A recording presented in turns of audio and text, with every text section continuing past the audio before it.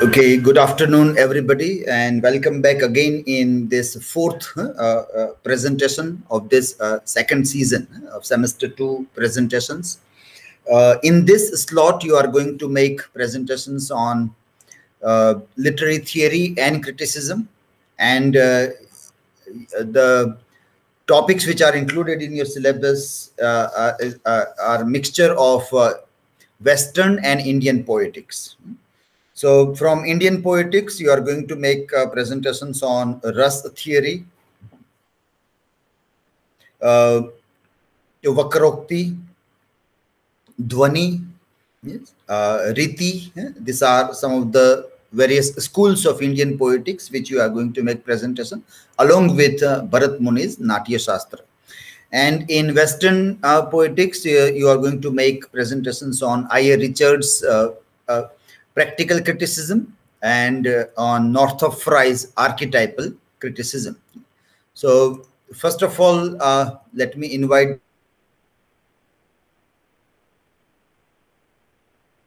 Jignesh.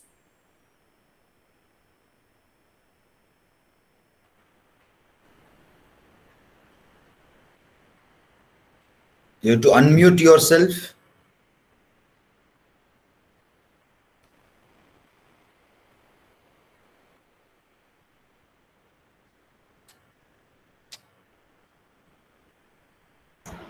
Hello, sir. Yes. Yeah.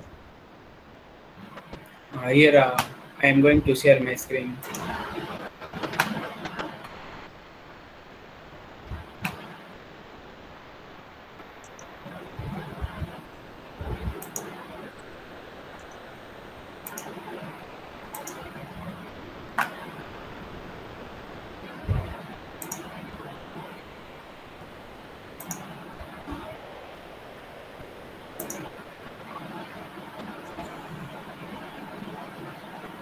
So today's my topic is Rasa theory in method 3D.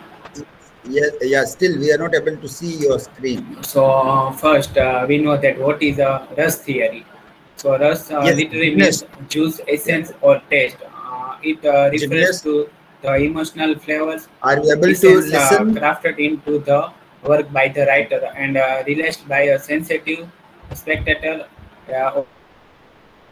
I think he's not able to listen. Jignesh, are you able to listen? Yes. Yes. Yeah, you have not shared your Yes, sir. screen yet. About you talking Yes, about sir. the Rus theory. Yeah. Yes.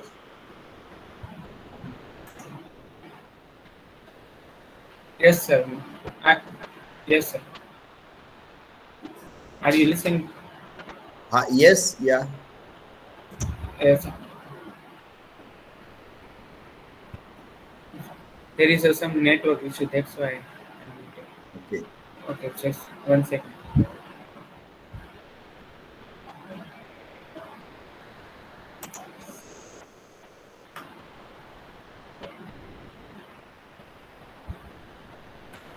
Shall I, sir? Shall I start, sir? Yes, you can start. Hello.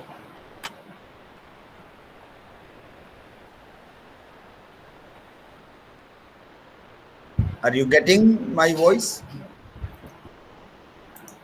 I'm going to share my screen. Yes, sir.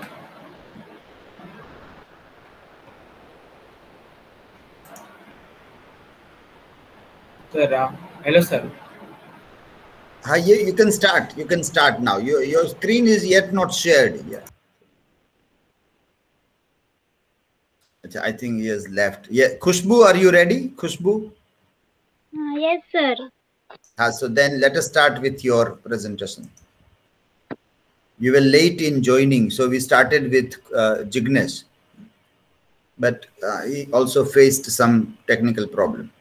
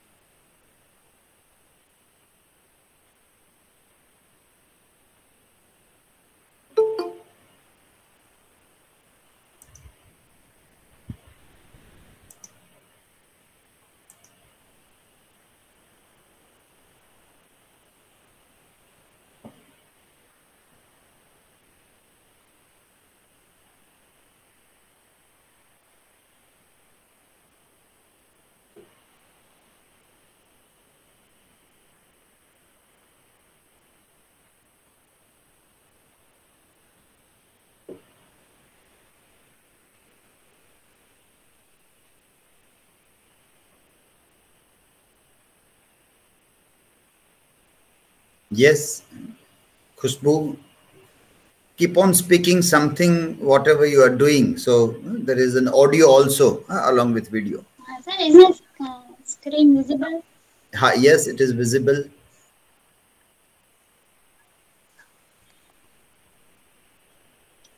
Good afternoon, respected sir and my dear friends. Today's my Yeah, topic is yeah, you're Albeit not. teacher's figurative language, and for that I have taken two poems to explain his concepts better.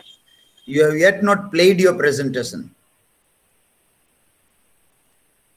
Hmm.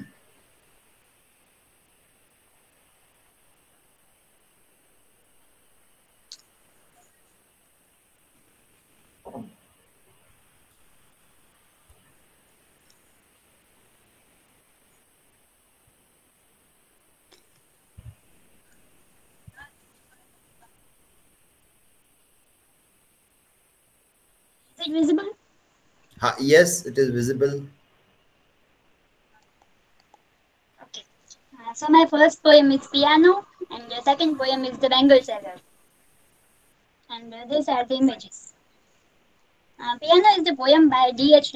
Lawrence. Um, the poem is Softly in the dusk, a woman is singing to me, taking me back down the vista of yours till I see a child sitting under the piano in the bottom of the tingling strings and pressing the small poised feet of a mother who smiles as she sings. In spite of myself, the insidious mastery of song betrays me back till the heart of me weeps to belong to the old Sunday evenings at home with the winter outside and hymns in the cozy parlor, the tinkling piano our guide. So now it is in vain for the singer to burst into clamor with the great black piano appassionato. The glamour of childish days is upon me, my manhood is cast down in the flood of remembrance. I weep like a child for the past. In this poem, caesura occurs when the poet uses a pause in the midst of a line. That is, we see pause in the above paragraph in second line with the full stop after appassionato.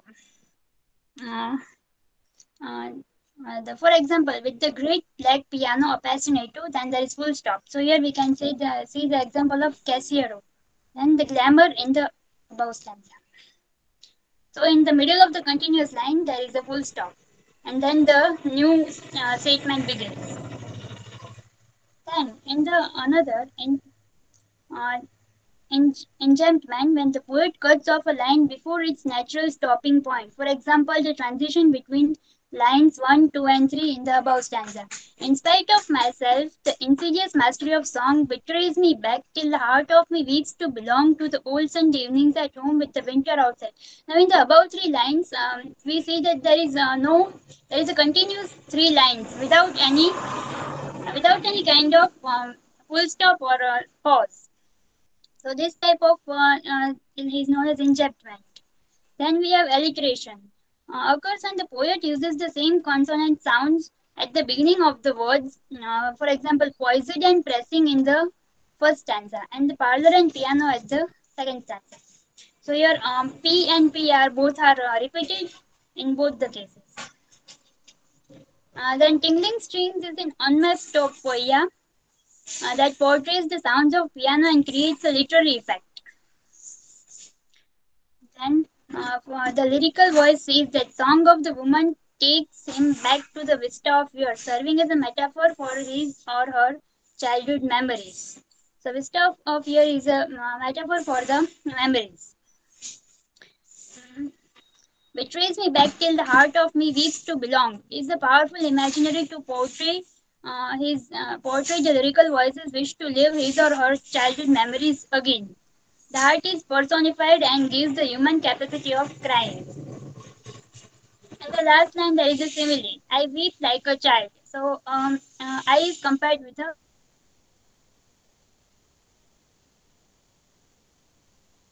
voice. Then this is another poem, The Bengal Seller by Sarojini Naidu. Uh, in this poem, four stanzas are there. Sarojini Naidu, also known as the Nightingale of India, she is a poet, and here we find that many poetic devices are used in this poem. simile is used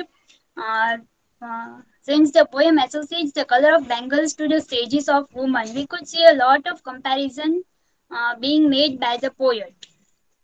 In the second stanza, while describing the colors suitably for young maidens, she uses silver and blue as a mountain mist. Some are flushed like the birds that dream. So in this way, many examples of similes are given in this poem.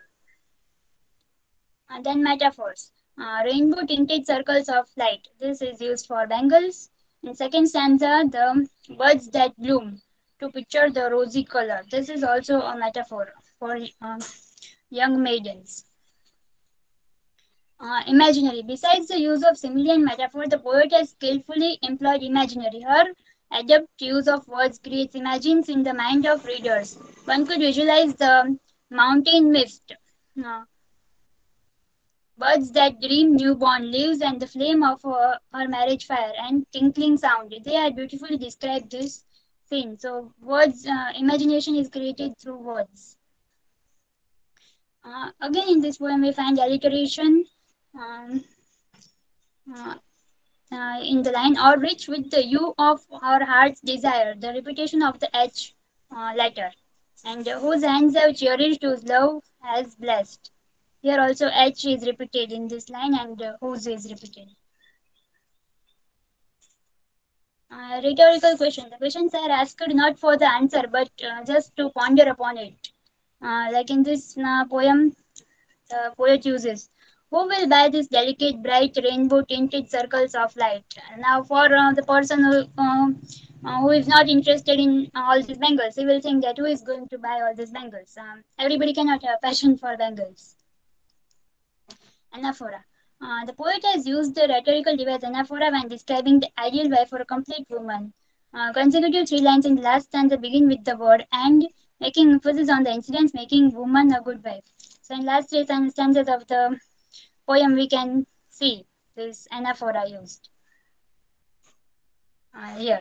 And cradled fair sons on her faithful breast, and serves her household in fruitful pride, and worship the gods at her husband's side. So here we see the anaphora used in last 3 lines to describe an ideal woman. These are citations. Thank you.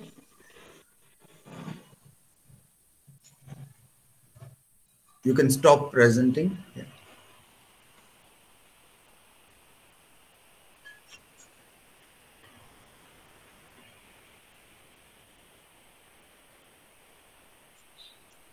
Stop presenting? Yes, yeah.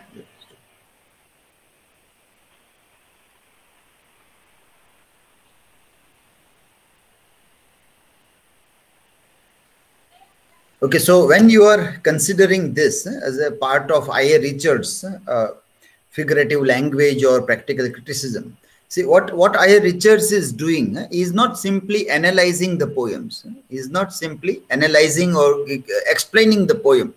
He is problematizing the poem. What is he doing? He is problematizing the poem. So he is telling that if somebody comes to the language of poetry and tries to see that the language of poetry should mean this in simple terms, then you will have a problem. You will have a question that how can bangles have rainbows? How can bangles have the mist, mountain mist, or the streams of the brooks and streams of the forest? How can all this thing be there in bangles? Bangles are something that is made up of glasses. It may not have all those things. So then that you problematize that first, and then try to explain that why this language, why such things are pardonable here, because this is poetry. This is not the language of matter of fact. We know that there cannot be a rainbow in Bengals. There cannot be the mist of the mountains in the Bengal. There cannot be the streams running in the Bengal. It is not possible. Absolutely not possible. Bengals is something made up of glass. So you can't have those things in real terms in all this thing. So you explain. So you are problematizing that first, and then explain that here it happens because this is figurative use of language. And then you explain what is figurative use. That here there is alliteration, here there is this figures of speech, or this and that, and that the meaning of this language is this, not that. So you have to explain very clearly what it should not mean and what it should mean. That is what I.A. Richards is doing. Are you getting the point or not? Everybody, this is for everybody, that what is I.A. Richards doing? He is problematizing the language, and he's telling that this language will mean this all things, but that is not what poet wants to say. That is not what poetry wants to say. Poetry wants to say something else. So then you say that why that happens. That is what we were doing in discussion, that how can milk smile? How can milk do not have a face? So milk cannot smile. Mantle, the cloth. How can mantle be wise? Wise human beings can be wise, but how can a cloth be something having a wisdom? Or how could pencil? How could cloud held pencil in the hand? It cannot do. How come a spring on a spring night? How come there are lightnings? Not possible to have lightnings in spring night. And then you say that these are midnight lightnings, and dawn is listening. Dawn is listening. How is it possible that how dawn can listen? So he is problematizing, and then he's telling personification can be allowed. These all liberties are given to poet. That way you have to explain. So if you miss this and only simply paraphrase, then you are not doing what I.A. Richards is telling. Practical criticism is not this. First you have to problematize, then you have to solve the problem. So that is the technique of teaching poetry. First you tell that what are the other meanings that we are getting here, and then what is perhaps the right meaning. How from all those things, doing neti, not this, not this, not this, we reach to something, and then our understanding of language becomes more clear. Okay, next presenter is Jignesh. Questions to Khushbu in chat. Put in chat the questions. Yes, yes, Jignesh. Yeah. Am I audible, sir? Yes, you are audible. And now, yes. Now I am sharing my screen. Is it not visible? So let me know.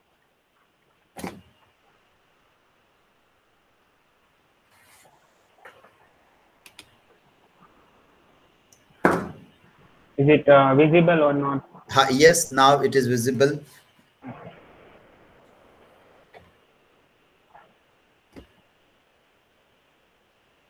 It is visible for you.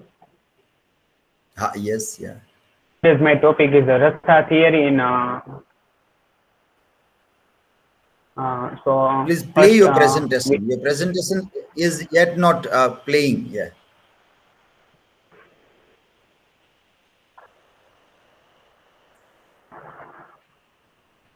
Hello, sir. Run your presentation. Yeah.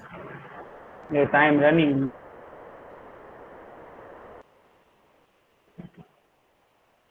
No, but we are not able to see that. Yeah.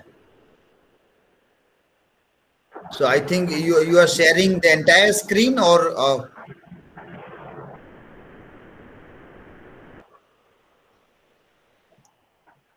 a window or a tab or entire screen. What are you sharing? Sir, can you share my screen? I'm not. No, but are you sharing your entire screen, a window or a tab?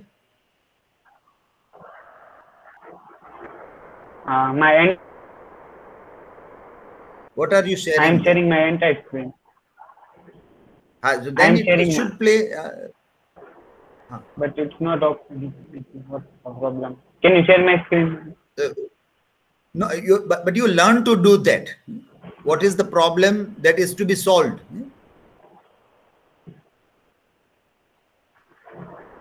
So why that problem are you facing? That is to be sorted out.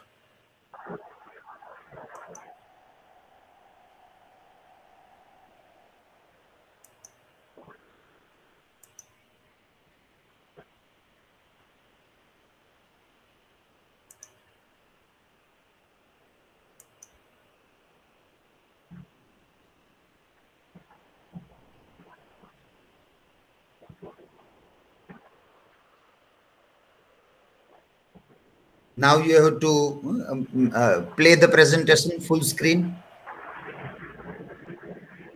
Now it is there. Yeah. Yeah, it is. Okay, you can start now. Are you seeing or not? Yes, you can start now. Yeah. So good afternoon to all of you. Here is my topic is Rasa theory in Vitthal theory. So first we know that what is Rasa theory. So Rasa literally means juice, essence or taste. It refers to the emotional flavor, essence crafted into the work by the realized by a sensitive spectator or a sahrider or one with the positive taste and mind are created by bhava, the state of mind. And also the rasa theory is mentioned in chapter by here you can see that protagonist as a Pratik Gandhi, who has the role of Vitthal Tidi. So Vitthal Tidi is an Indian Gujarati language drama web series on Oho Gujarati, directed by Abhishek Jain, starring Pratik Gandhi as the protagonist Vitthal Tidi. The first season styled as a chapter 1, was released on 7 May 2021. It was reviewed positively for performance, direction, production, music, and the script. Set in the 80s in rural small town Saurashtra in Gujarat.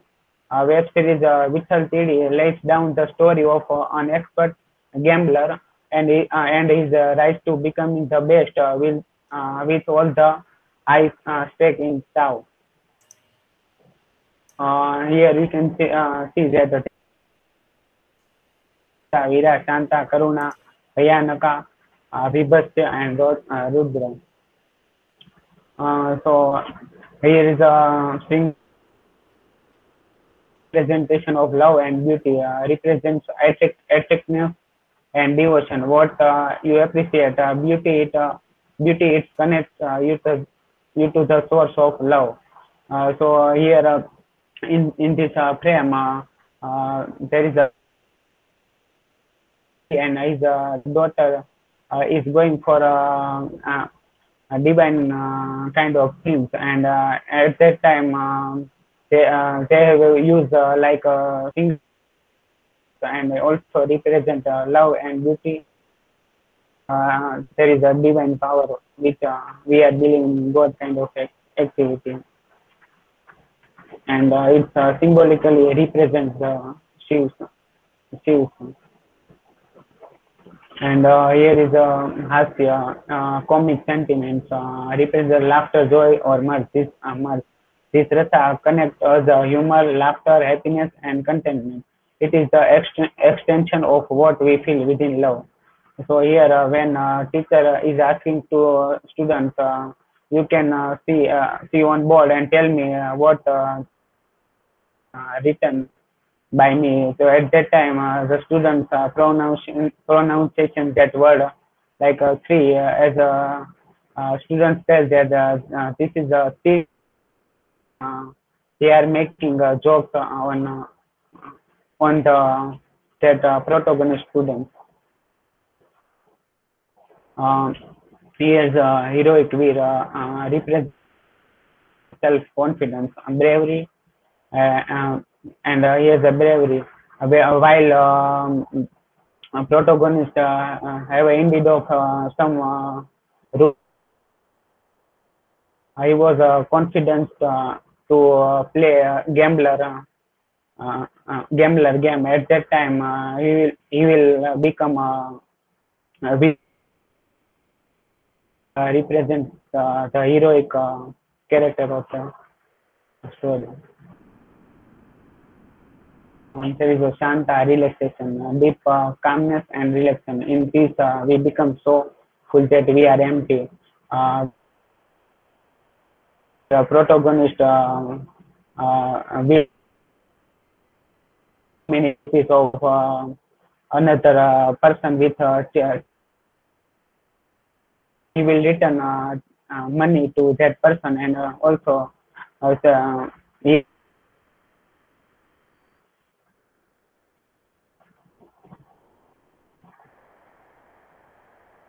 karuna, sadness.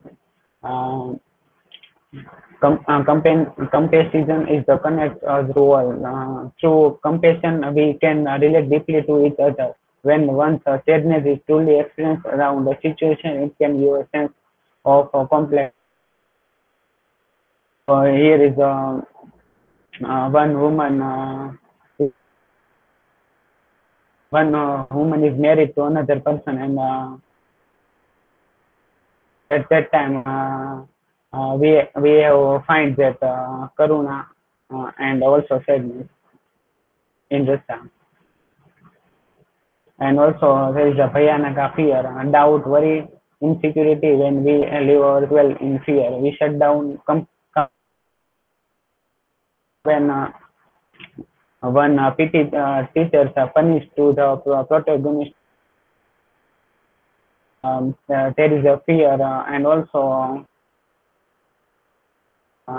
try to hit the teachers. And also teachers has a fear, and rebus audience represent disgust and aversion.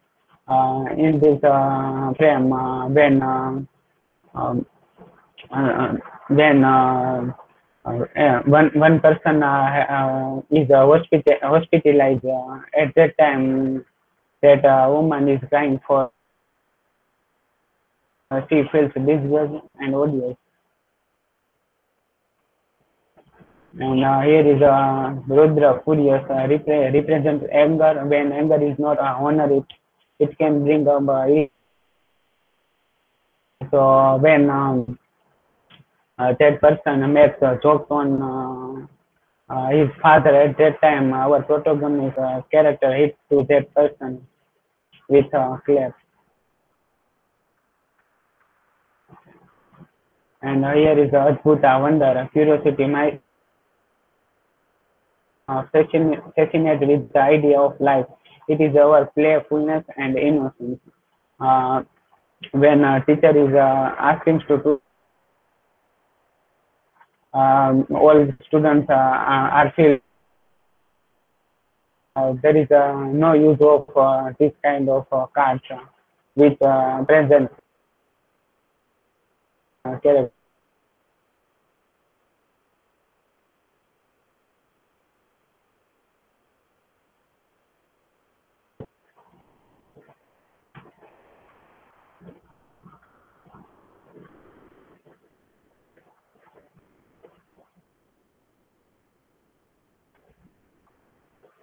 Hello. Yes, yeah, continue. The voice. Yeah.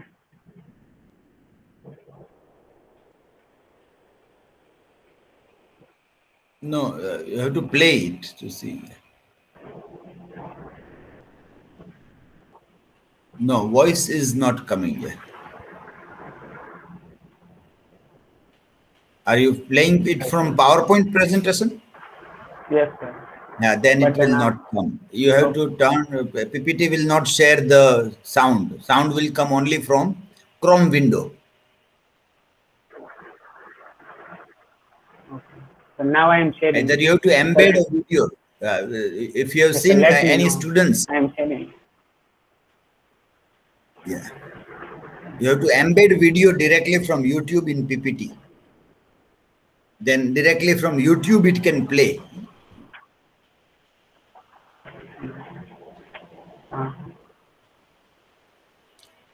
And that you have to do in slide share. That will be convenient rather than in this way. Now Prepare your let me PPT. know. Okay, fine, no problem. Okay, I think you have made your point. Yeah. Okay. Yeah. Yeah. So you can stop sharing the screen now, and you can have the students to ask question to him. Yes, who will ask questions? Khushbu and Aditi. Hello, Jignesh. I have one question. Why you have chosen this series toward Sathir?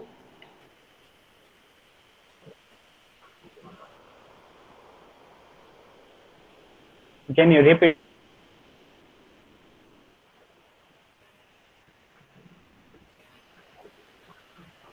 Hello.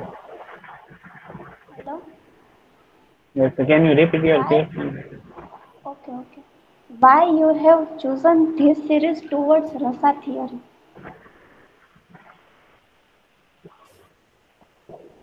Okay. This web series Vittal 3D because it's represents that we can get easily context they will use so many dialogues in Gujarati. So we can easily connect that what is a rasa, and also we know that rasa means taste, essence, and any other that web series to related with my topic. Thank you. What is rasa in literature? If you see the literary means of rasa theory, it means aesthetic, taste, essence, and also juice kind of things. Getting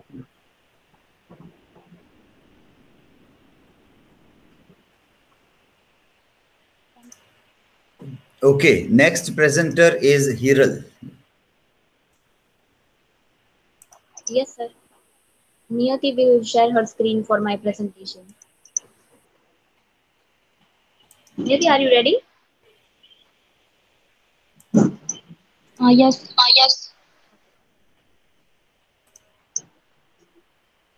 So, good afternoon, everyone. Myself, Hiral Kashyap, and today I will talk about archetypal literature.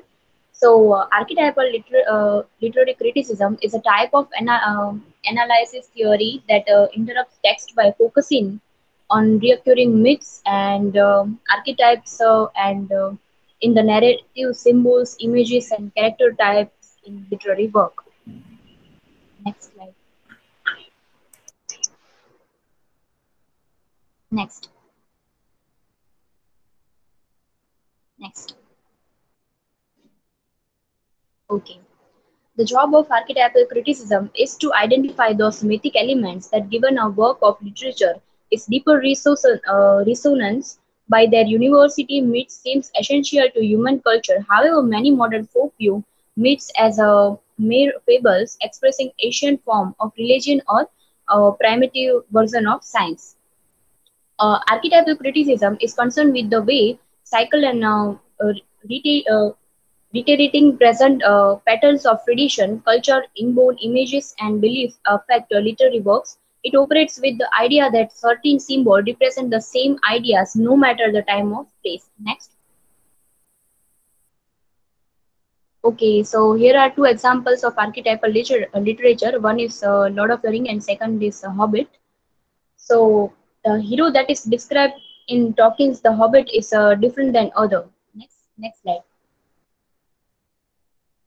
The Hobbit in the Hobbit, the protagonist Bilbo Baggins is a hobbit in comfortable middle age, is hired as a burglar despite his initial objection by the wizard Gandalf and 13 dwarfs led by their king in exile, Thorin Oakenshield. The hero that is described in Tolkien's Hobbit is different than other. Common heroes in literature are Hercules and Beowulf, and in to mention a few, all of whom are strong males or warriors. And Bilbo, however, is a small hobbit with more heart than muscles, and he still changes the world into something better. He's introvert. Next slide. He's introvert, smart, polite, courageous, daring, emotional, and a burglar. Next. Lord of the Ring is a series of three epic fantasy adventure films directed by Peter Jackson based on novel written by J.R.R. Tolkien. The films are subtitled The Fellowship of the Ring, The Two Towers, and The Return of the King. Next. Frodo is one of the most unlikely heroes imaginable, portraying a classic underdog archetype. Being a hobbit, he is not matched in strength of any the foes he comes across. He has no special power or magic and no training in battle. Like other hobbits, he also fulfills the innocent archetype, being naive about the world outside the peaceful insular Shire. As a hero, Frodo is tasked Frodo is tasked with saving Middle-earth by destroying Sauron's ring of power. Frodo proves his worth as a hero while he undergoes trials and self-sacrifice on dangerous quest to Mordor with Sam. Next. Aragorn is the ideal hero archetype in The Lord of the Ring. It is not too hard to tell because Aragorn is literally perfect at everything he does. From leading armies to slaying trolls, Aragorn does everything right. Even in the end, he wins the girl and awarded as the hero of Middle-earth. Aragorn begins the trilogy as mysterious outcast rider, but once he decided to accept the responsibilities of leadership, he transformed from warrior into leader. He begins to do this a part of fellowship and later completes his transformation by leading armies and reclaiming the throne of Gondor. Next. Gandalf is a protagonist in J.R.R. Tolkien's novels The Hobbit and The Lord of the Ring. He is a wizard, one of the Isri Order and the leader and a mentor of Fellowship of the Ring. Gandalf, a central character in J.R.R. Tolkien's famous work, is an example of archetype as defined by Carl Jung. Gandalf is clearly the leader of Fellowship as well as the mentor of wise men. He uncovers the truth about Bilbo's ring and sets Frodo on the first leg of his quest to take the ring away from Shire. Once the Fellowship is formed, he provides guidance and leadership to the planning of the group journey in true leader fashion. When the group is threatened into mines of Moria, Gandalf sacrifices himself to save others. As a mentor, Gandalf is a very wise and often seems to all-knowing. He is keeper of secret and historic knowledge and is always ready to use his wisdom to aid others. This includes supporting and encouraging the other with words of wisdom, which give Pen some of the shine. Next, Gollum.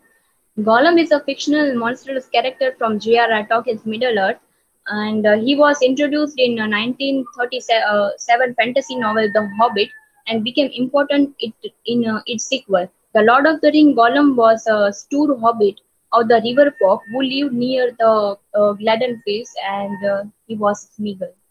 Next.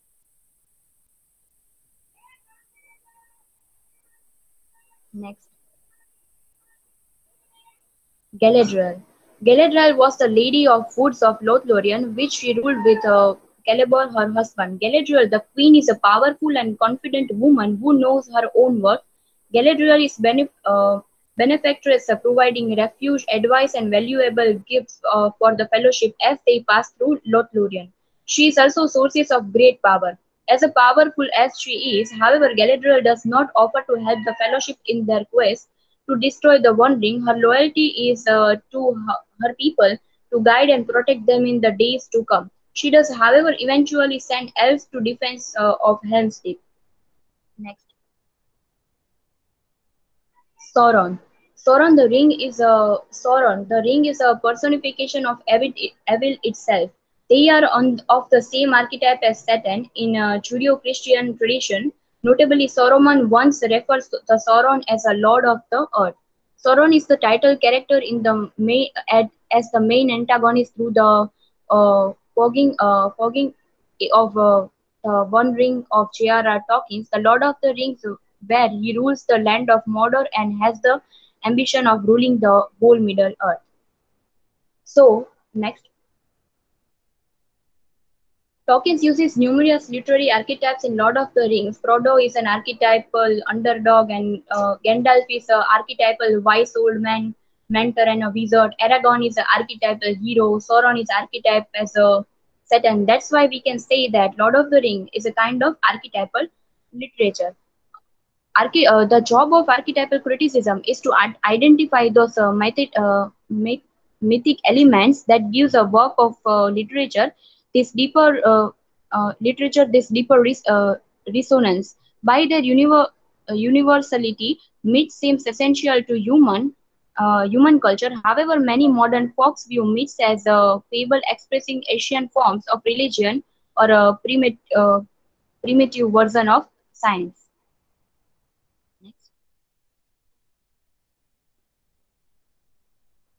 Next, here are my references. Next. Okay, so first in your yeah, you can mute. I think there is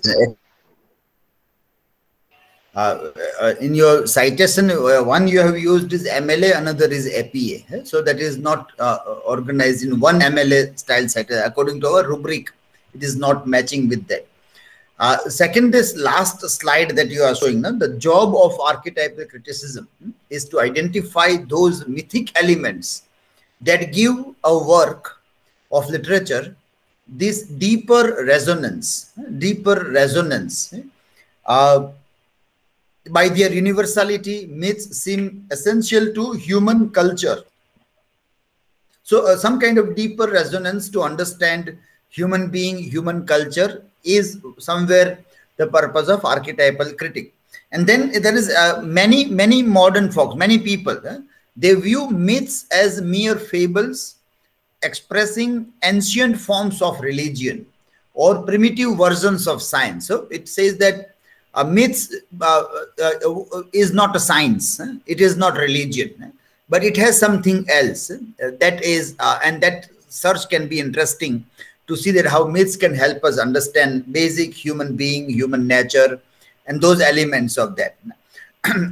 Now, from your last slide only, we said that how do you find this in the works that you have studied? In this, I think you gave examples from two works, Hobbit and Tolkien's Lord of the Rings. Yeah? So how do you see this, what you are trying to say in the last slide? So as a archetypal literature helps to understand the myths, and it is I find myself somewhere in that mix, like how I want to be or how I am. So myth can help you to find yourself as a character. That is how I understand. Like when we watch something that is myth, that has myth in it, like a fantasy movie or fantasy fiction based movie or something. So one person will find something good in that, and we find something new about us in that. Still, like say for example, if you see this protagonist Bilbo Baggins in The Hobbit, Yes. So how that becomes an archetype? Okay, so See, archetype means recurrent. They recurrently keep on coming in various literature. Bilbo Baggins was first introvert, but later he becomes an extrovert. But he was so courageous when he meets Smaug. So he was not that much fearful. He was having conversation with him. He was literally butter supplying to him. Like he was trying to involve Smaug into his maze, and want to do his work very passionately. He was not having any super powers, or was not a warrior even, but he has courage and strength in his self. That's why he is an archetypal hero. Archetype of what? It means having courage. All heroes have courage in common. I'm not getting your question, sir. No, I mean, if you say courage is the element, then all heroes are courageous. In that way, you are seeing an archetype in that character. He was just an halfling. He was not like others. He was just like he was just a halfling and was having a very peaceful life. And all he was doing in his life was just gardening and partying and eating and staying in his house. He was not knowing about the other world. But still, when he has to survive and when he has to go out of his limits, he was not when introvert has to do this webinar presentation. So we feel some kind of fears, like speaking in public, and will what I'm not finding words to represent. No, but the point, you can mute yourself. Say, for example, when we were discussing, we said that if you take one scene from Hamlet, that is what Northrop Frye is discussing. And it says grave digging scene, if you take, and then you see the layers. If you start walking away from that scene, then you will find that there is an archetype of Leibstod. There is an archetype of Leibstod. Leibstod means the lover who is ready to die, ready to sacrifice for the sake of beloved. That is found in there. So now you are not talking about character of Hamlet. Yes. Like you start talking about the character of that person. The discussion is not about the character. That what is the beej? What is the seed inside? And so how Hamlet? You don't say the Hamlet was philosopher. Hamlet was this. Nothing. No discussion was there about Hamlet. But in that particular scene, he emerges as a hero who is ready to sacrifice the life for a beloved. And then suddenly you see that, well, this Leibstod is found in so many narratives. And then you say, well, beloved can be the one with whom you love. Beloved can be mother. Beloved can be earth, or you can say motherland. Beloved can be any of the purpose for which we are ready to die, ready to sacrifice. That all is there. So it is Leibstod doesn't mean that there should be a lover also. And you always do it for lover only. That is the way that you try to read archetype. So how yes? Yes. He was a good member of a company. When Thorin has mentioned in his agreement. Don't talk about that character. Talk about the archetype. He was a best member of company type of architect, like that, because he was doing everything for him to get his throne back, and that's why he signed in his company's agreement. Yeah. So who else has done this? Do you remember anybody who has done this in other literature? Is it recurrently happening?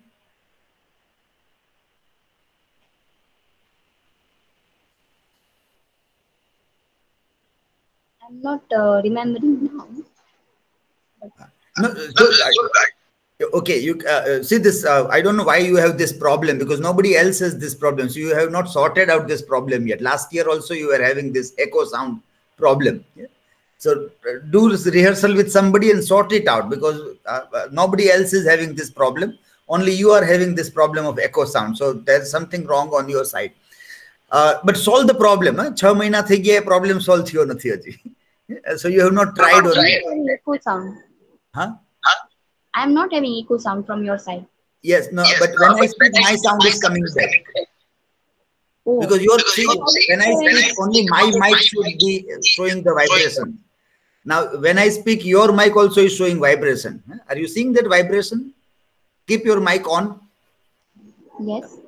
Are you on mobile or laptop? Mobile. So you will see the vibration when you speak. Do you see vibrations? No. No, there are normally, which gives us a sign that somebody is speaking here. In this window, somebody is speaking, that you can see that. So that sound is coming there in your screen also.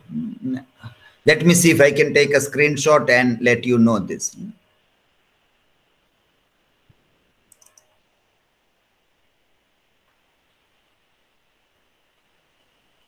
Let me share a screen here.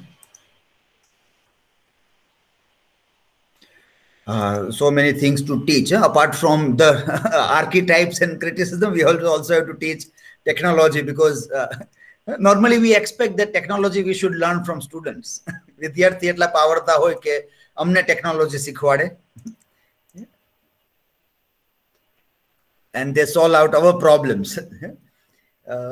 Now you see in the image that I am sharing, you will see blue colored dot in the corner.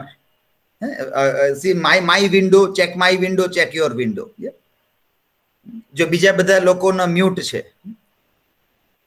So it means these two people are speaking. અને આજુબાજુ તમને green color ની border પણ દેખાશે.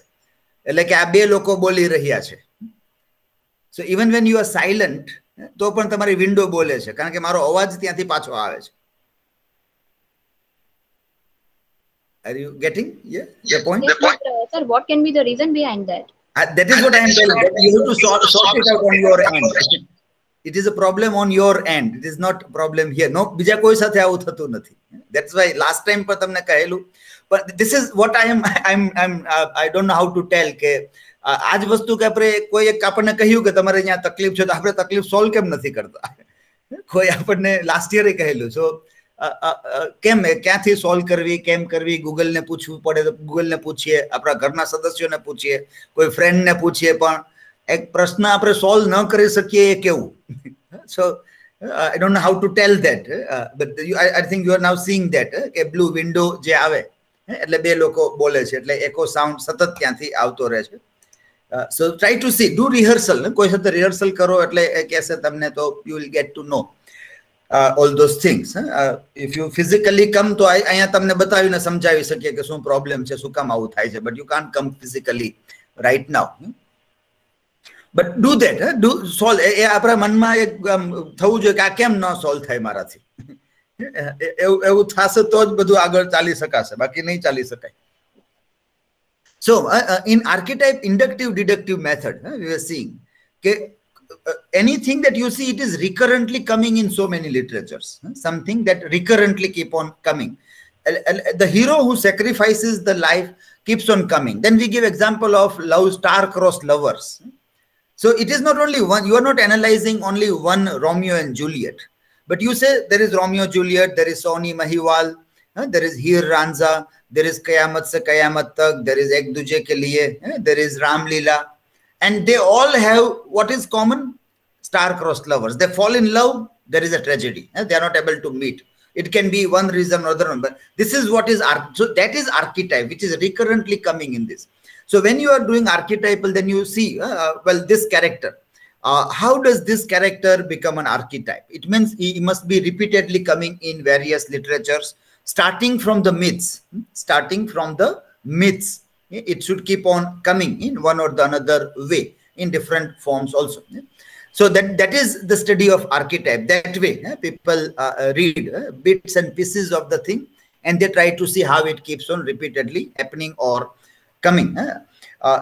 Now what you will see that, well, I can't, like you can say that I can't see this character in many other thing, because that is the problem, that when we don't have a wide exposure to various forms of literature, various forms, from myth to the modern narrations that happen, then we find it difficult કે આ કેટલી જગ્યાએ કેવી રીતે repeat થતું હશે આ પાત્ર અથવા આ પ્રસંગ પાત્ર નેરેટિવ એ કઈ રીતે રિપીટ થતું હોય એ ખ્યાલ ન આવે.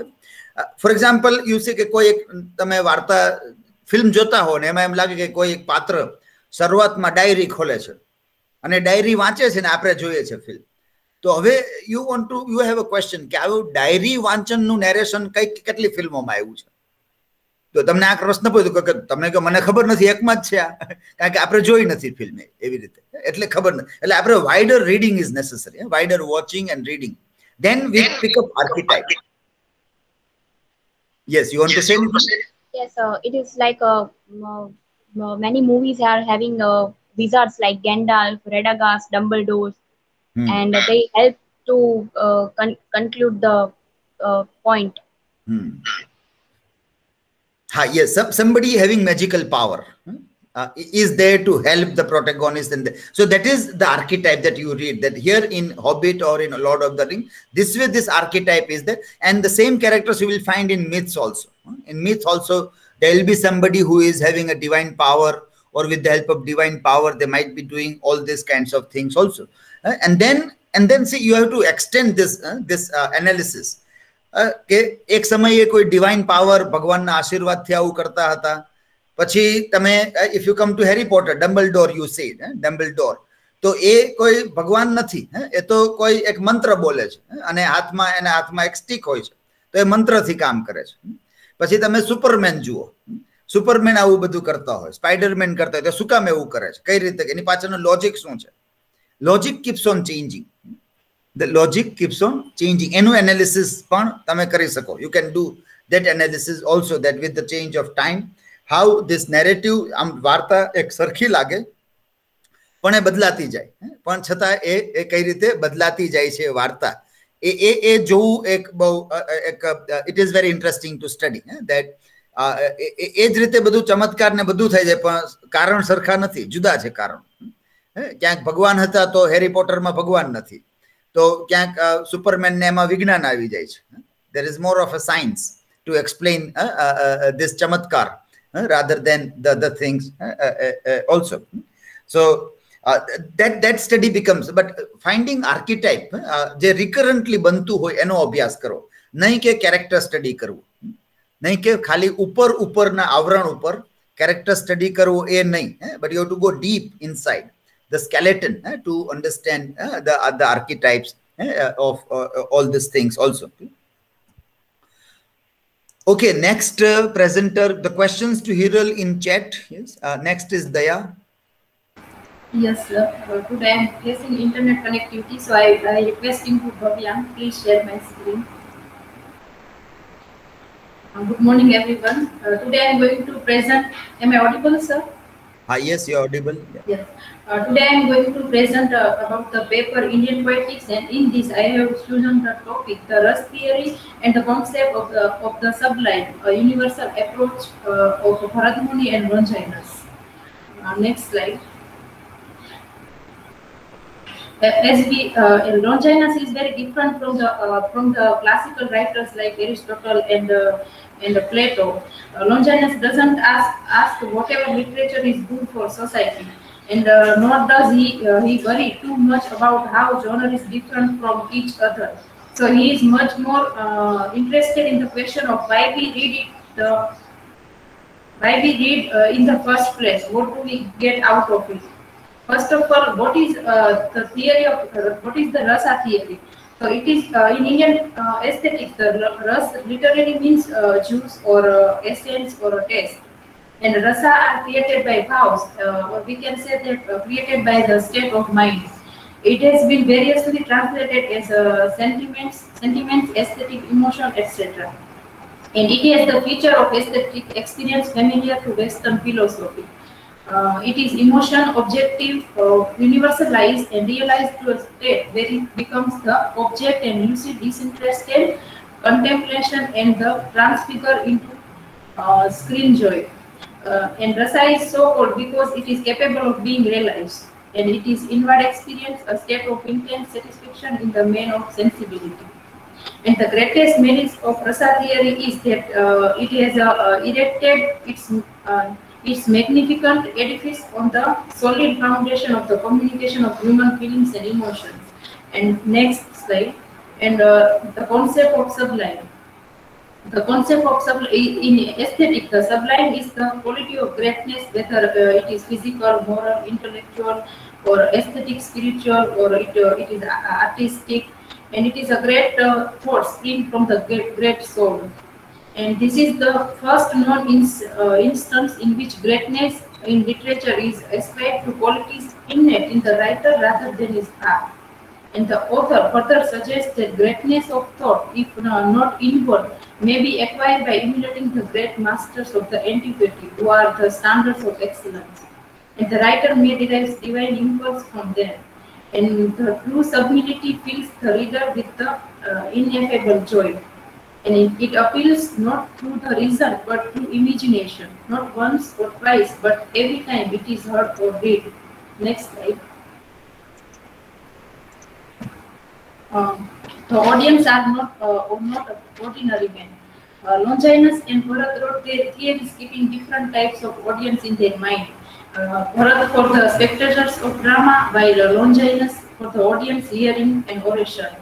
But whether it is the relish of rasa or sublime, it is the reader who gets affected and consequently derives ecstasy and transcendental delights.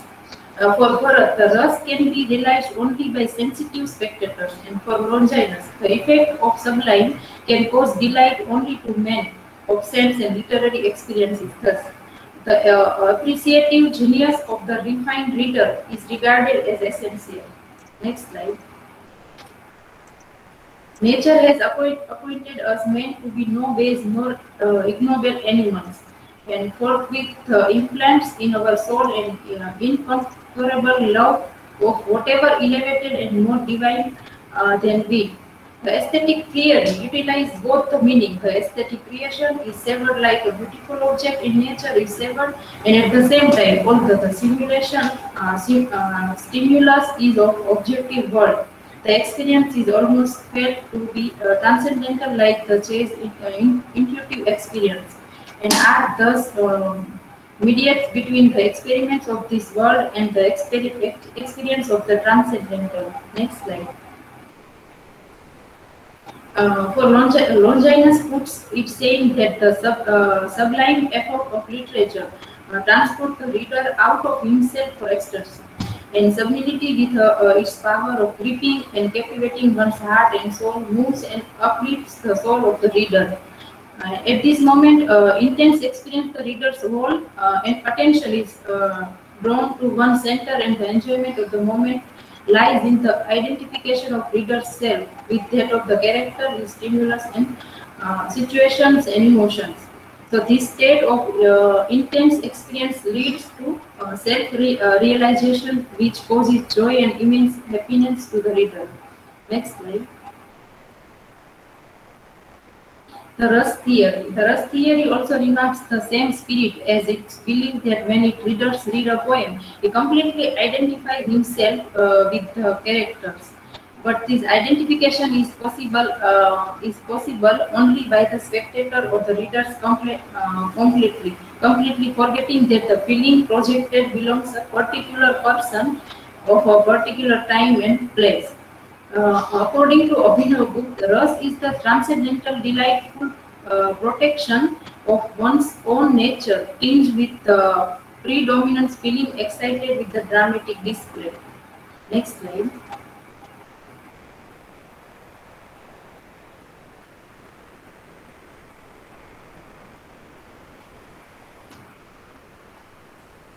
Hello.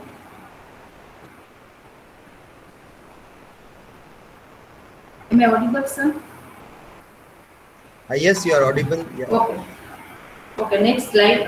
Next slide is about the effort of poetry. The sublime or the Ras is consequence the total effect of numerous elements that act as constitutively in making the poetry. And Bharat says that विभाव अनुभाव व्यभिचारी संयोग रस निष्पत्ति. So it means that the evocation of ras depends on the combination of the vibhav, anubhav and vyabhichar. And the other elements that also contributes to the evocation of ras are the linguistic device like figure of speech, imagery, four kind of dramatic representation, and dhvani.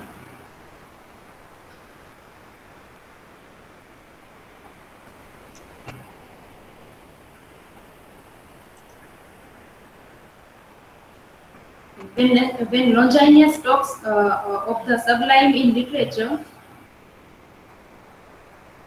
he almost touches this one. He almost touches the same ground as that of Bharat, and state sublimity comes from combination of 5 sources. The first one is the grandeur of thoughts. Second one is strong patience, figure of speech, diction, and composition.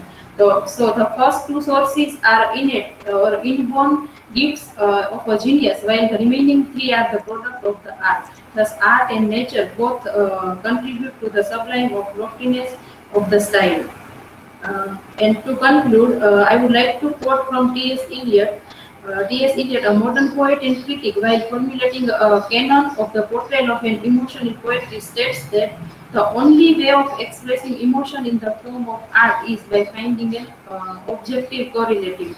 So it can be appreciated that Eliot's objective correlative appears to be direct and modern version of the Rasa formula theory. So these are my references. Thank you, everyone. Thanks, Bhavyam, for sharing screen. Yes, questions to Daya, Hiral, and Jignesh? Have you referred that objective correlative? So can you tell me that what is the objective correlative for T.S. Eliot? objective correlative is a for T.S. Eliot. It is a pattern that objects and events, action and situation that can serve effectively to the awaken readers and emotional response without being a direct statement of that subjective emotion. Daya? Yes, Neeraj. What is theory of sublime? Theory of sublime, as I earlier said, that it is an aesthetic which quality is very greatness, and whether it is in physical, moral, or artistic, or intelligence. And this term especially refer to the greatness beyond all possibility of calculation and measurability or imitation. Okay, next presenter is Chandni. Yes, sir, I am audible. Yes, you are audible. Yeah. I request to Bhavyan, please share my presentation.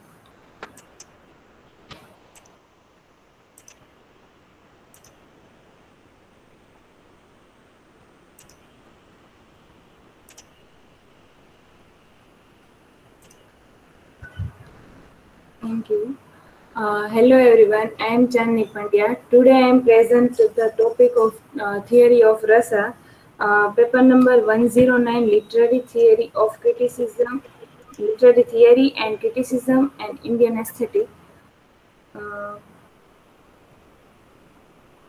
Introduction.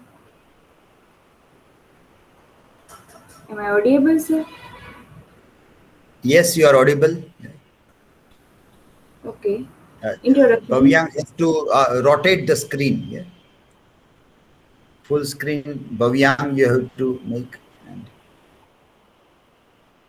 and play the presentation also.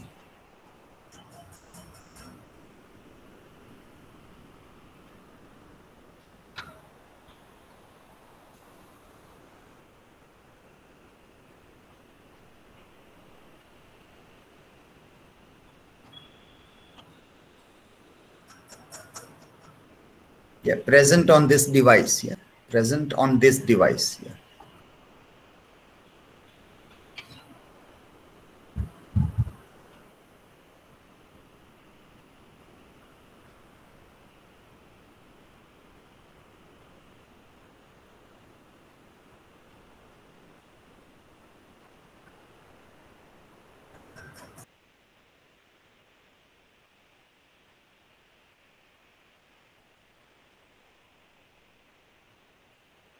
So now it was visible. Not visible. Again, you will have to share. Yeah. Now. Yeah, rotate. You have to rotate your screen.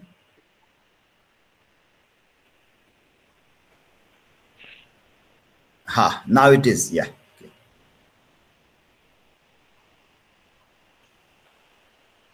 Yes, Chandni, unmute and start. Yeah. Yes, sir. Next slide.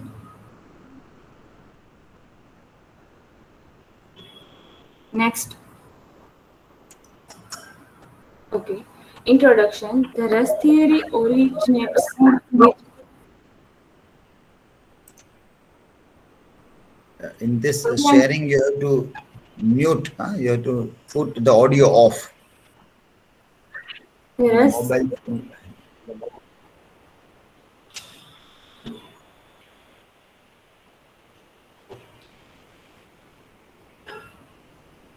The Rus theory originates with Bharat in Natya Shastra. It claims that the object or meaning that is sought to be conveyed, its literary composition is in the nature of an emotional effect of diverse human experience on man's mind and heart.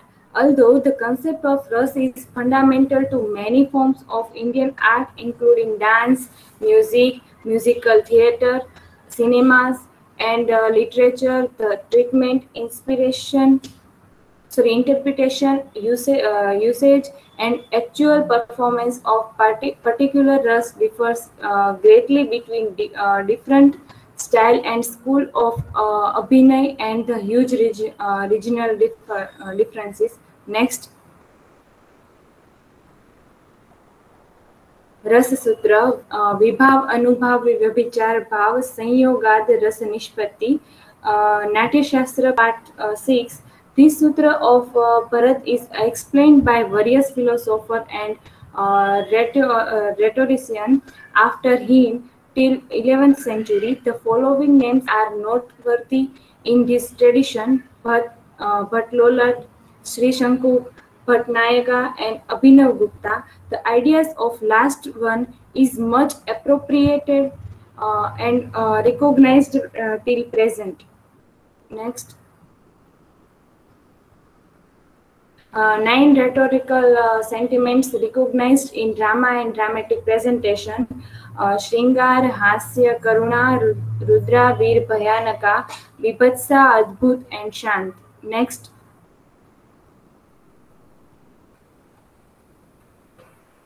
Shringar ras. This ras is represent love and beauty and also represent attractiveness and devotion. We will give example of Vibhav is stimulus, would be season, flower, ornaments or anything beautiful or desirable.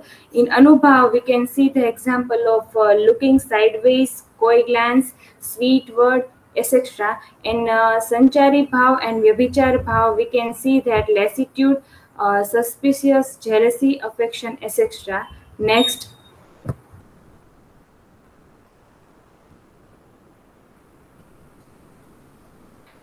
In Hasya ras, we can see that this is represent laughter, joy and mirth.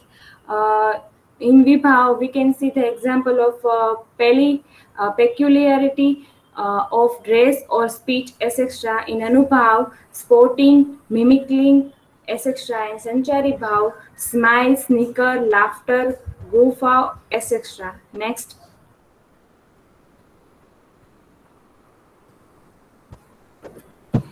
In Karun ras, we can see that this represent sadness, compassion, pity or grief. Vibhav is loss, death, calamity and living up, etc. Anubhav is represent tears, fainting, lamentation, etc. And Sanchari Bhav present sorrow, trembling and fear, etc. We can see the example of Kalidas's Abhignan Shakuntalam in Yama. Next. Fourth ras is Rudra, horror. It's represent anger and we can see the example of Vibhav is anger, violence, treachery, etc. In Anubhav, red eyes, rubbing hands, beating lips, etc. And in Sanchari Bhav, sweating, excitement, impatience, etc. And we can see that example of Shiva. Next. Fifth is Veer ras, heroic. It's represent courage, pride, bravery, and self-confidence. In Vibhav, we can see the example of determination, strength, bravery, courage, etc. And also Anubhav is courageous act, generosity, etc. And in Sanchari Bhav, decision, arrogance, etc. Next. Sixth is Bhayanaka, fear. It's represent horror or terror, fear and anxiety. In Vibhav, we can see the example of frightful things, lonely sights, darkness, etc. In Anubhav, trembling, pallor, losing voice, etc. In Sanchari Bhav, fainting, hurrying, standing, rooted, etc. Next. We can also see the example of Raksha in Bhayanaka. Bibhatsa, disgust. It represents disgust and aversion. In Vibhav, we can see the example of bad news, loud lamentation. In Anubhav, repulsion, spitting, turning up nose, etc. And Sanchari Bhav, fainting, illness, death, and hate, etc. We can see the example of Prince Siddhartha in Vipatsa. Next. Eighth is Adbhuta, awesome of wonder. It represents wonder, mystery, and curiosity. We can see the example of Vibhav is seeing unusual things, achieving the desired magic, etc. In Anubhav, wide or staring eyes, thrill, exclamation, etc. And in Sanchari Bhav, standing stunned, overjoyed, etc. And the ninth ras is Shanta. It's represent peace and serenity and the state of calmness, and it's example of Rama. Next. Here is my references, and thank you so much.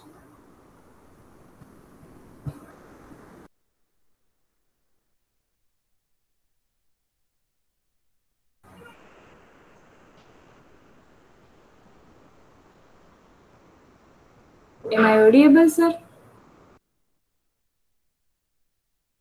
Yes, Chandni, you are audible. Okay, thank you.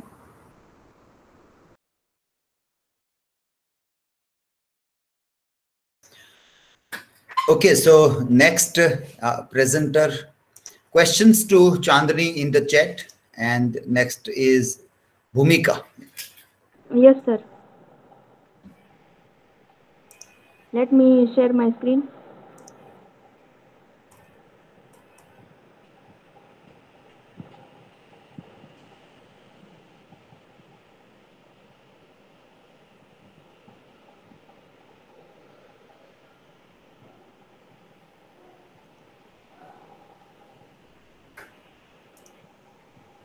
Okay. Today my topic is I.A. Richards' two uses of language. Okay, yes, Bhumika, can you keep the audio on in the device where video is on? When I was on in this video mode on, then my echo sound back. I found that. No, you have to mute in this presentation. જેમાંથી કરો છો એમાં mute કરી દો સાવ અવાજ audio બંધ અને આમાં જે કરો છો એમાં audio on રાખવાનો.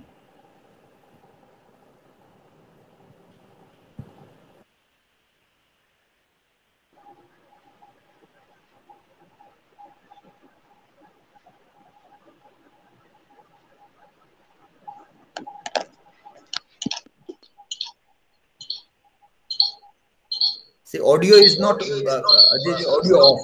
Audio off. Okay. Okay. Now you speak. Now. Yeah, it's okay. Yeah.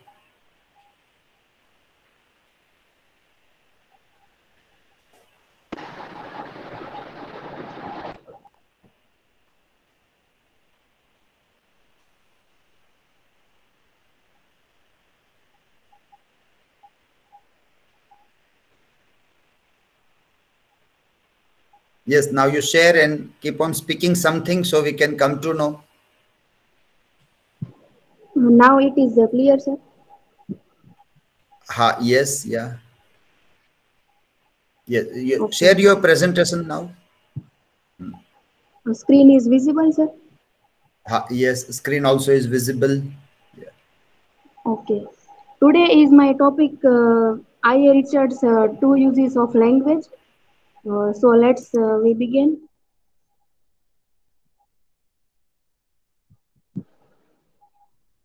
I am Bhumika Mahida, and I am giving presentation on the topic I.A. Richards' two uses of language from the paper 109. First, we introduce the I.A. Richard. I.A. Richard, born in 1893, is one of the great critics of the modern age and has influenced a number of critics on both sides of the Atlantic. He and T.S. Eliot are pioneers in the field of new criticism though they differ from each other in certain important respects. Richard, in this principle of literary criticism, chapter 34, he discusses the most neglected subject, that is the theory of language and the two uses of language. According to I. Richards, language can be used in two ways, which we have discussed. One of this the scientific use, and the second is the emotive use. So let's we define both of them. First, we have talked about the emotive use of language. What is the emotive use of a language? Emotive language is the type of language which conveys or evokes an emotion in the mind of the reader. Emotive language often aims to persuade the reader or listener to share the writer or speaker's point of view with using language to simulate an emotional reaction. Then, if we talk about what Richard says about it, uh, in this using words in emotive manner means using them for the sake of attitudes and emotions which ensue. For example, in poetry, the word fire may denote with heart on fire, or on fire means in an excited state. Instead of recalling the object, the word stands to evoke an emotion. Then emotive language is designed to tell you the facts while influencing you to adopt the author's opinion. Here are examples of emotive language. Then in the scientific use of language, um, first, when people are engaged in science, the language of communication they use tries to be more precise and consistent. Science often introduces technical words with specific meanings and also gives scientific meaning to words which may have a different usage in everyday language. Uh, then, what is the concept of scientific use of language? Uh, this may be this confusion occurs with the use of other scientific terms in a different context as well. For example, the common usage of the word plant generally refers to a small, low-growing shrub. Uh, but when the scientific term plant kingdom is introduced to students, they often have difficulty with the classification encompassing very large trees or small non-vascular mosses. And if we talk about another example, that is our parents forced us to make our bed. In context of power of relationships. In short, in the scientific use of language, we are usually matter of fact. All these activities covered by this use require undistorted references and absence of fiction. Then, if we talk about differences between both of the usage of languages, then we find that according to Richard, in the scientific use of the language, the difference in reference is fatal, means a failure. But in the emotive language, it is not so. In the scientific use of language, the references should be correct and the relation of references should be logical. In the emotive use of language, any truth or logical arrangement is not necessary. Then the attitudes due to references should have their emotional interconnection, and this has often no connection with logical relations of the facts referred to. Then Richards goes on to examine different uses of the word truth. We see this concept of truth.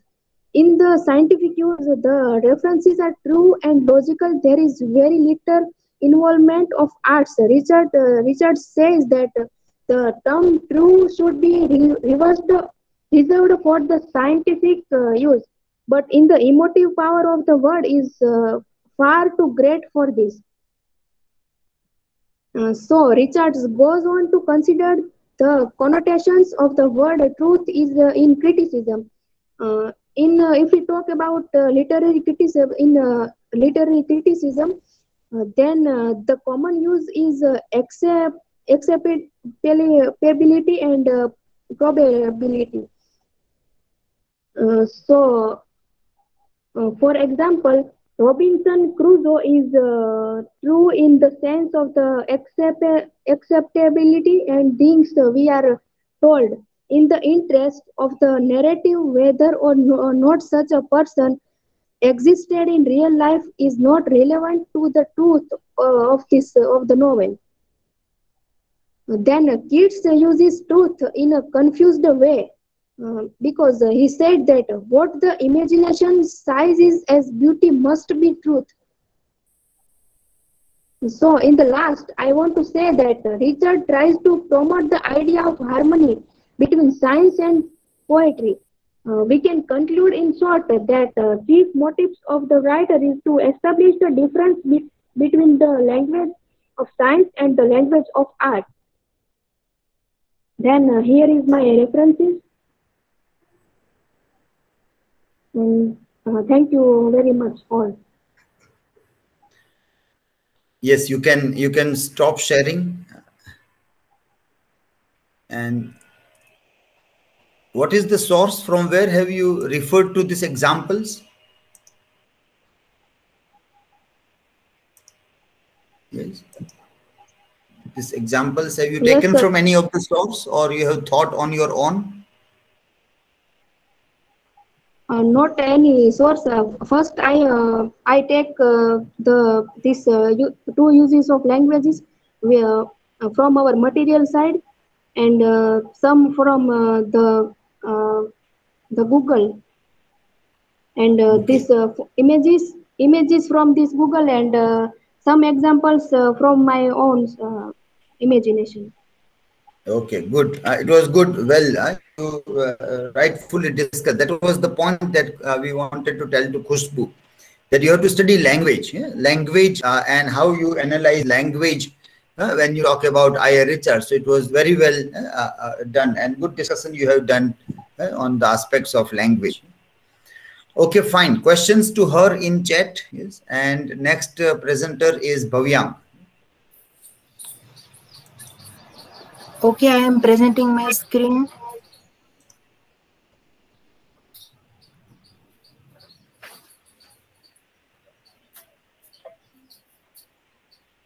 Is my screen visible? Yes, it is visible. Yeah.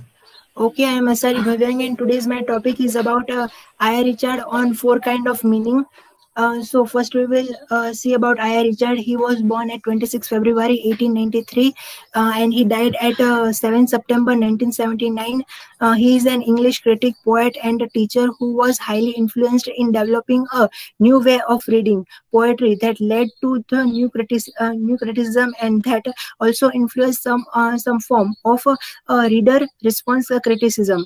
He wrote the three of his most influenced book, The Meaning of Meaning, a pioneer work of semantics and a principle of literary criticism and practical criticism. He was an English educator, literary critic, and rhetorician. Here we can see his famous works are like The Meaning of Meaning, The Principle of Literary Criticism, The Practical Criticism, The Philosophical of Rhetoric, Speculative Instrument, Science and Poetry, Coleridge on Imagination. I.A. Richard concept of 4 kind of meaning. I.A. Richard concept of 4 kind of a meaning has played a very significant role in a new criticism and modern modern tensional poetic. In his practical criticism suggests that there are several kind of meaning, and that the total meaning is a blend on contributory meaning, which are of a different type. He identifies four kind of meaning, or the total meaning of a word depend upon four factors: sense, feeling, tone, and intention. Where sense refer to what is said, or the items referred to by a writer. Feeling refer to the emotion, attitude, interest, desire toward what is being said. Tone is the attitude towards the reader, and the intention is the writer conscious or unconscious aim, or the effect that he is trying to produce. Now, first is about a sense. We speak to say something. When we listen, we expect other to say something. When speaking, we want to direct the attention of our listener to something. We also want to excite some thought in our listener.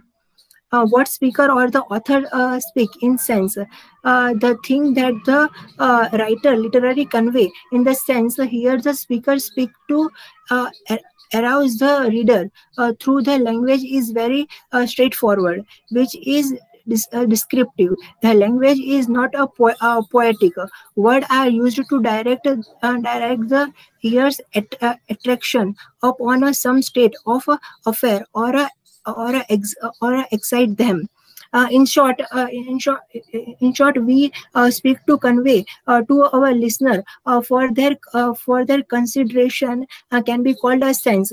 This is the most important thing in all the scientific utterance where a verification is possible.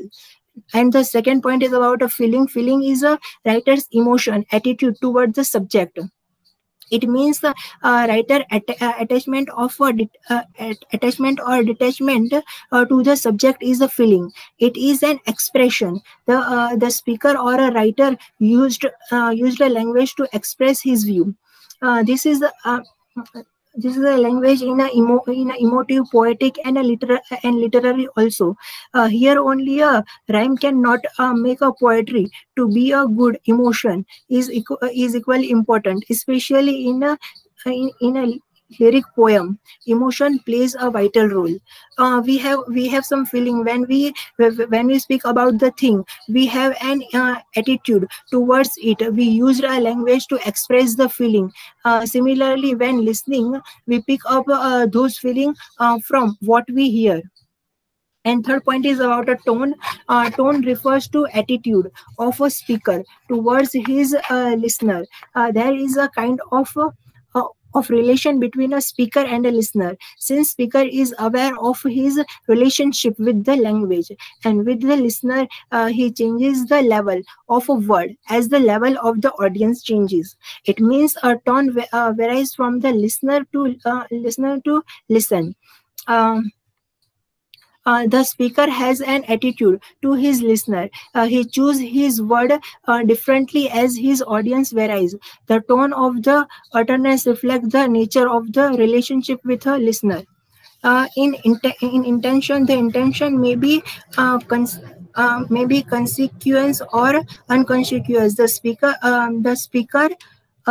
The speaker speaks for a purpose that modifies his speech. The understand the meaning. We must understand the motive.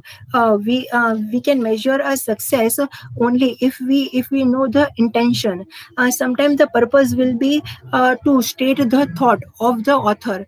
Sometimes it will be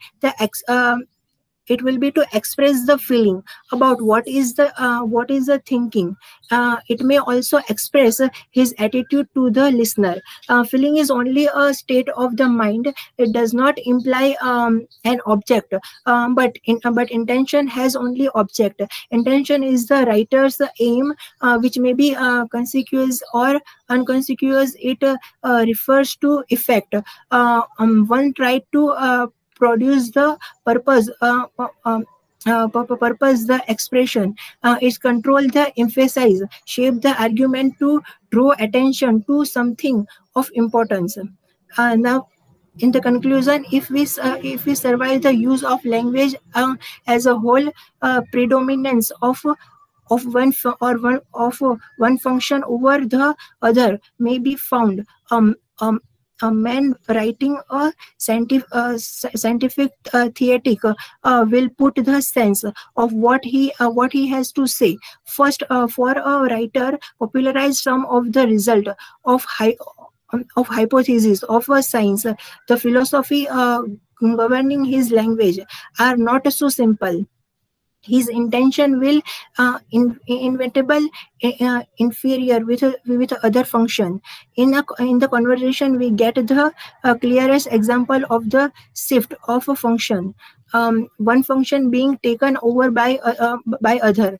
Towards the end of the essay, I. Richard says that it is much harder to obtain a statement about the poetry than expression of a feeling toward it, and towards the audience, many apparent statement turn out to be the indirect expression of feeling, tone, and intention. Richard suggests that the perspective reader should be prepared to apprehend the interplay of the four meaning, which together comprise the total meaning of the poem. So here we can see the references from where I have made the presentation. Okay, thank you. Okay, you can stop sharing as we are running out of time. We will ask other students to make their comments, ask their questions in comment section. Okay? And the next and the final presenter is Aditi. Yes, sir. Hello, Bhavyan. Please share your screen.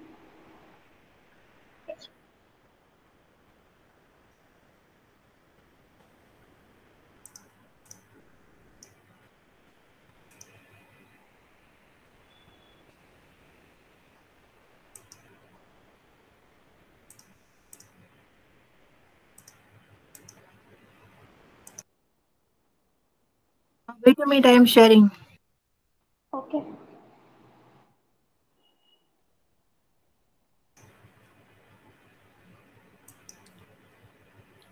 Yes, do not forget to mark your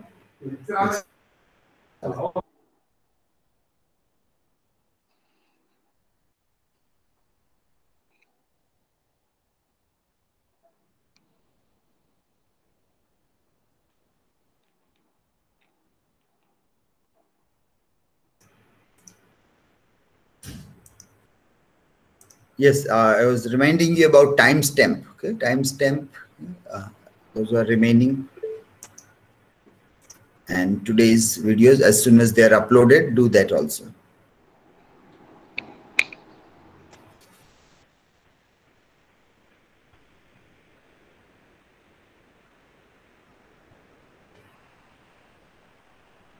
Shall I start, sir? Yes, you can start. Next slide. Hello, good afternoon, everyone. Today's my topic is Vakrokti as a theory, language of literature. Next slide. First of all, we can see theory of Vakrokti. Kuntaka was the founder of this school. Kuntaka was the author of the Vakrojivittam. Kuntaka was a Kashmiri scholar and Sanskrit poetician and literary theorist.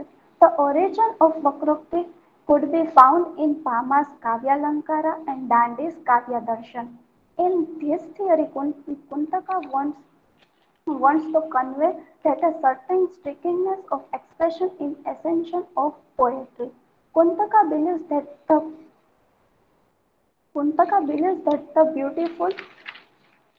beautiful and miraculous in the poet. Next slide. According to Kuntaka, Vakrokti is the source of beauty in Kavya, which is quite opposite to the description of of a thing as it is, according to Palmer, Vakrukti is a mode of expression because it is a fundamental principle of figurative expression. Dante's define Vakrukti as a poetic figure except Swabhavakti. Vama considered Vakrukti as a special poetic figure based on Lakshana. And Rudrata calls Vakrukti is a particular figure of speech. Next slide. Kuntaka's concept of Vakrukti. Vakrukti is a mode of expression in poetry. Dante uses the term Vakrukti as a almost coextensive with the generic term Alankara. Vakrukti is a field of skill going beyond the theory of Ananvarta's Dhwani because Kuntaka feels that poetic meaning had not been properly classified in the Dhwani theory. According to Kuntaka, definition of poetry is whatever appeal to a man to the taste for good poetry and whatever not is not poetry. Vakrukti for Kuntaka is a synonym for the principle of beauty underlying all the kinds of poetic language. Next slide. Classification of Vakrukti. Source of Vakrukti, Vaichitra and Kavyapra. And here we can see Kuntaka development of idea about simple and different way of performance.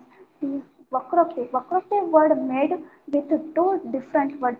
First one is Vakra and second is Ukti. Ukti. Vakra means crude, indirect or unique and Yukti means poetic expression of speech. Next slide. Here we can see Vakrukti manifest at 6 levels. Here Vakrukti's first level is the phonetic level, second level is the lexical level, third level is grammatical level, fourth is sentential level, fifth is contextual level and sixth is compositional level. Next slide. Chapterization of Vakrukti. First chapter is it is the introductory. Sorry. It is the introductory part and provides the definition of Vakrukti. The second chapter is it deals with the three varieties of Vakrukti like phonetics, lexical and grammatical. Third chapter is it deals with the sentence quality and fourth chapter deals with the contextual and compositional obliquity. Next slide. Here we can see what is the place of Marga and Guna in Vakrukti. The three Marga styles in Vakrukti. First is Sukumara, second is Vichitra and third is Madhyama. Six gunas are identified in literary style in Vakrukti. First is Auchitya, second is Prasada, third is Lavanya, fourth is Abhijatya, fifth is Saubhagya and the last one, sixth is Madhurya. Next slide. Kuntaka gives importance to the Shabda and Artha. At the same time, he insists on the presence of Vakrukti in poetry. Vakrukti consists of a peculiar term given to any expression due to the skill of the poet.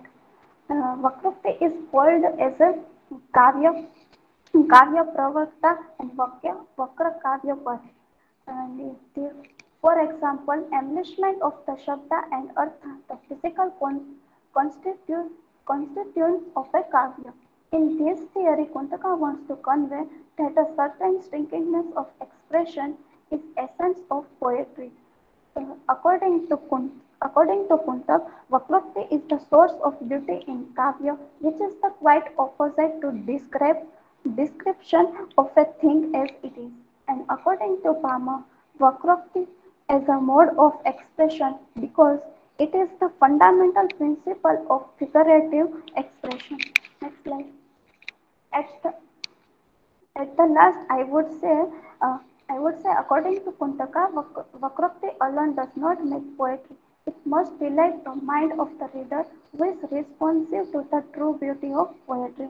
Thus, the test of Vakrukti is the contribution to the Chamatkara and the aesthetic enjoyment experienced from composition. Next slide. Here is my reference. Next slide. Thank you, everyone. And thank you, Bhavyan, for sharing your screen. Okay. Questions to Aditi in chat very quickly so she can reply also. And reminder to everybody to give the marking.